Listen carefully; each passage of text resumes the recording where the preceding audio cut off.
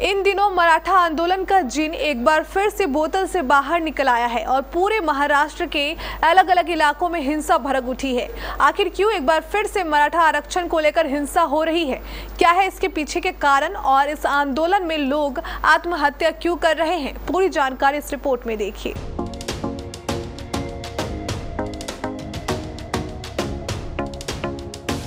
मराठाओं की धरती महाराष्ट्र में मराठा आरक्षण का मुद्दा एक बार फिर से भड़क उठा है।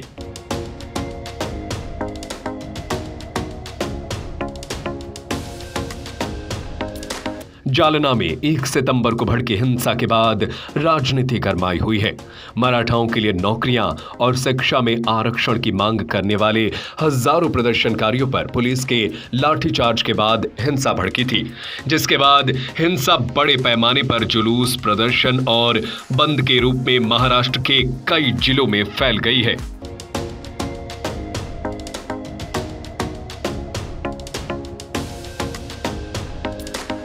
मराठाओं के आंदोलन ने राज्य सरकार की मुसीबतों को भी बढ़ा दिया है।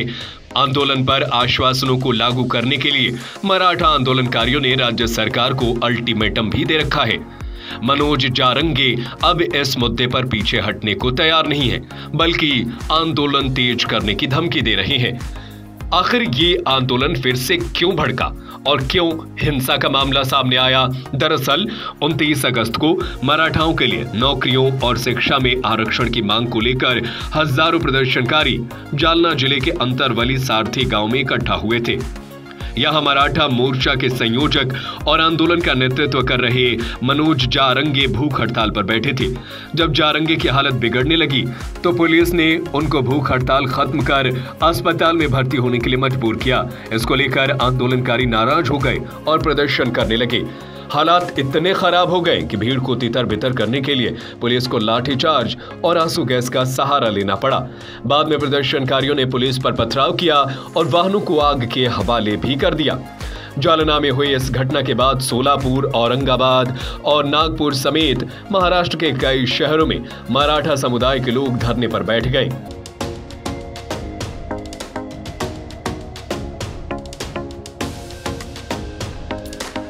मराठा आरक्षण की आखिर ये लड़ाई क्या है? तो चलिए इसका आपको विस्तार से जानकारी देते हैं। दरअसल राज्य में मराठा आरक्षण की लड़ाई लंबे समय से लड़ी जा रही है, लेकिन ऐसा नहीं है कि सरकार ने इस ओर कोई कदम नहीं उठाया। राज्य सरकार तो मराठाओं को फिर से आरक्षण देने की पूरी कोशिश में है, लेकिन सुप्रीम कोर्ट ने आरक्षण की सीमा की जो दीवार खड़ी कर रखी है उसे भेद पाना मुश्किल है।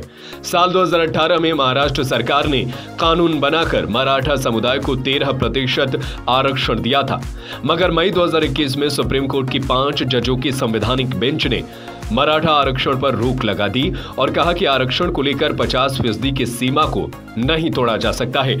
सुप्रीम कोर्ट ने साल 1992 में आरक्षण की सीमा को अधिकतम 50% तक सीमित कर दिया था।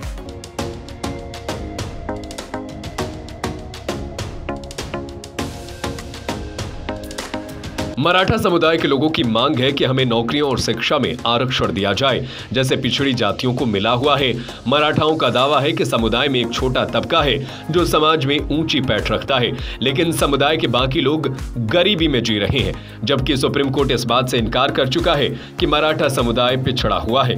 सुप्रीम कोर्ट ने साफ कहा कि मराठाओं को आरक्षण लागू करने की जरूरत नहीं है। संविधान के आर्टिकल 16 के तहत अन्य पिछड़ी जातियों को आरक्षण दिया गया है, यानी उन लोगों के लिए सीटें आरक्षित रखी गई हैं जो सामाजिक और शैक्षणिक स्तर पर पिछड़े हुए हैं, लेकिन मराठा पिछड़े हुए नहीं है। सुप्रीम कोर्ट ने यह कहकर खारिज कर दिया था, लेकिन एक बार फिर से यह हिंसा भड़क चुकी है और अब तक 14 लोग आत्महत्या कर चुके हैं। आरक्षण विवाद पर आपकी क्या राय है? हमें अपनी राय कमेंट करके जरूर बताएं।